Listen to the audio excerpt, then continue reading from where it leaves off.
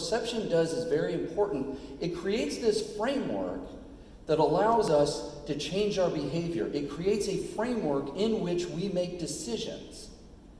So we want to understand what the attitudes are so that we can understand the framework people are using. Because the reality is we are building and we are operating and people will engage within that framework. And that framework shapes their reality, not actually what reality is. Again, you'll put on a coat or not put on a coat because of what you think the temperature is, not necessarily how warm or cold it is outside, unless you happen to be like a lot of people, hey Alexa, what's the temperature, right? Now when we look at this, there are a few different measures that we look at. And we've got some good stuff here. We've got a lot of things that we can feel good about. So one of the things that we asked, we said, what is your perception about there's a lot of things to do downtown, right? And so what do we see? So about 2/3 of people say, yeah, this describes downtown completely. And we got about a 21%, about a fifth of the population just sort of sitting on the fence there. That's great. 87% between the two are saying maybe or yes that this describes downtown. So there's a lot of stuff to do. Cool. Because here's the deal. If there's not a lot of stuff to do, why would you go downtown? So people start to think there's a lot of stuff to do. That's great. It's welcoming to all people. Very important metric that we look at, right? Would I feel welcome? Would I feel comfortable bringing my insert other labeled person, friend, downtown with me? And that answer is by and large yes. Again, about 2/3 saying yes describes completely. Another fifth or so kind of on the fence and saying describes somewhat, right? So kind of nice there. By the way, when you start to split that out, you split it across the races, white people, black people tend to feel about the same way in terms of welcoming to all people, right? So that's also a good sign. A good place to entertain out-of-town guests. 60%, we've got another 19% sitting on the fence, right? So all those numbers come in, you combine them all together, you're talking about 79% or a little bit higher. So those are all good, right? Now, there's always another shoe in research. That's kind of how we make our living, I guess. So when you look at this, we start to look at some of these other metrics and we go, well, what about family friendly? And this is sort of an opportunity, right, where when we look at what are the, sort of the next phases of downtown, what are some of these other pieces? We talk about David and his hierarchy, right, so sort of his Maslow's triangle there. We see a lot of pieces coming up, right, so family-friendly coming in, and you can see that number drops precipitously in terms of the people who would say that it describes downtown completely, right? So family-friendly now comes in, instead of being at about 2/3, it comes in slightly less than half. Right, so sitting at about 43%. Now we still have 30% saying it somewhat describes, right? So again, 73%, that's not bad. It's about 3 out of 4 people are giving it sort of that marginal score. Our issue here isn't the totality, it's our distribution, right? We've got too many people sitting on the fence going, yeah, that's probably true, when we want people going, yeah, that's true. It's family friendly. Let's go. Because again, if you're probably feeling it's okay, then again, within that framework of making those decisions, you might choose to go downtown, or you might not, right? And that's what we want. We've got to get people off the fence so that they're more inclined, their framework leans more towards going downtown. Continuing on, comfortable being there, 41%, right? So I am comfortable going downtown, being down there, coming in at 41%, sitting at 29%.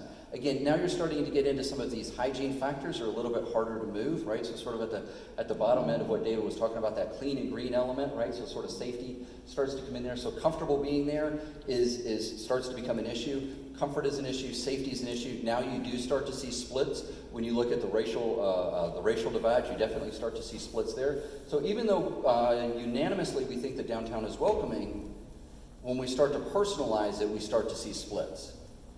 Right, so comfortable being there, again, a little bit lower, easy to get around. Now, we start thinking about this, that's a familiarity function, right? So if you don't come downtown, of course it can be hard to get around just because you just don't know. Parking it follows a similar pattern, by the way. It isn't necessarily that parking is difficult, but if you don't know how to navigate it, and we've heard several times when we do interviews, people will say, well, I parked my car in a garage. You're like, great, what garage did you go to? And they're like, the concrete one.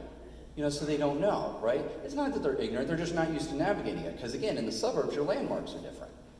So again, easy to get around, familiarity, those pieces are all tied together, but it says all of those things run in conjunction, and right now they're low, right? So we've got an opportunity to improve.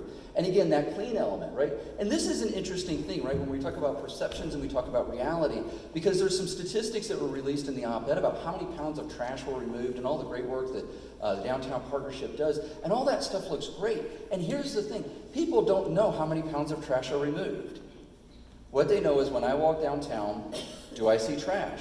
And if I see trash, then maybe I think it's dirty. And if I don't see trash, then maybe I think it's clean, right? So again, that's one of those where reality of how many of what the work that we're actually doing and what people perceive can actually be quite different.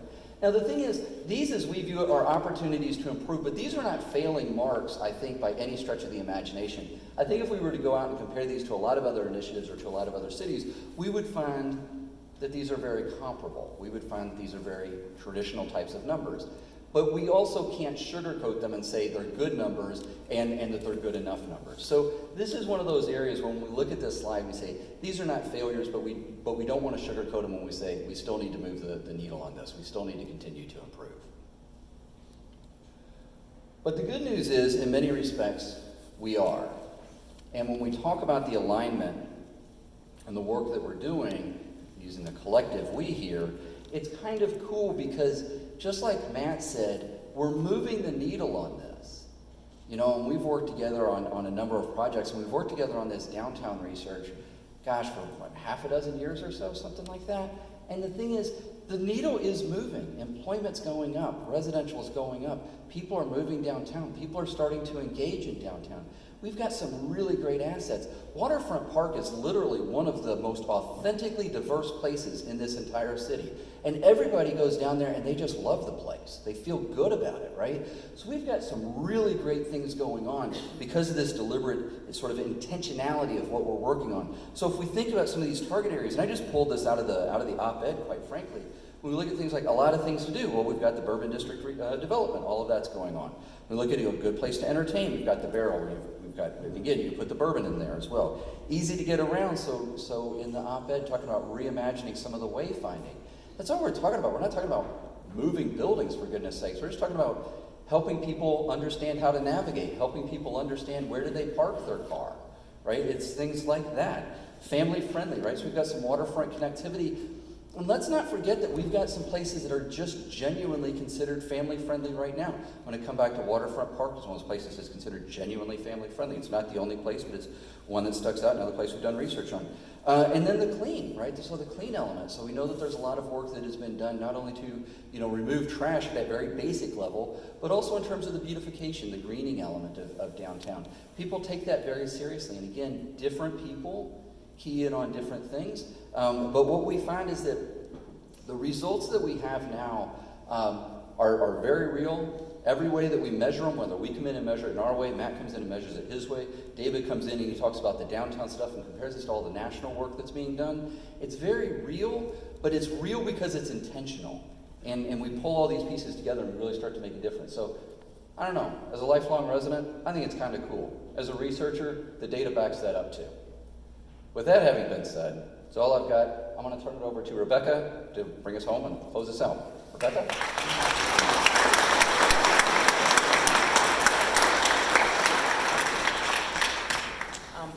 Thank you all for coming this morning, and again, congratulations, Paul and Al. We appreciate your work, as do we appreciate the work of everybody in this room.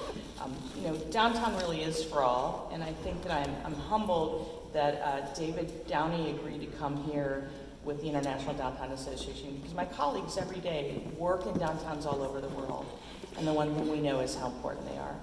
If downtown Louisville were its own economy, we would be the 4th largest county in the Commonwealth of Kentucky. And that would still leave Jefferson as number 1, Mr. Mayor. So we really don't take that lightly in terms of making certain that we are the living room of our community, but also the economic engine of our community. So anything we can do to support you, your businesses, your residents, our tourism industry, please let us know. Thank you again for coming and socially networking at 7:30 in the morning, which is not really a thing. So.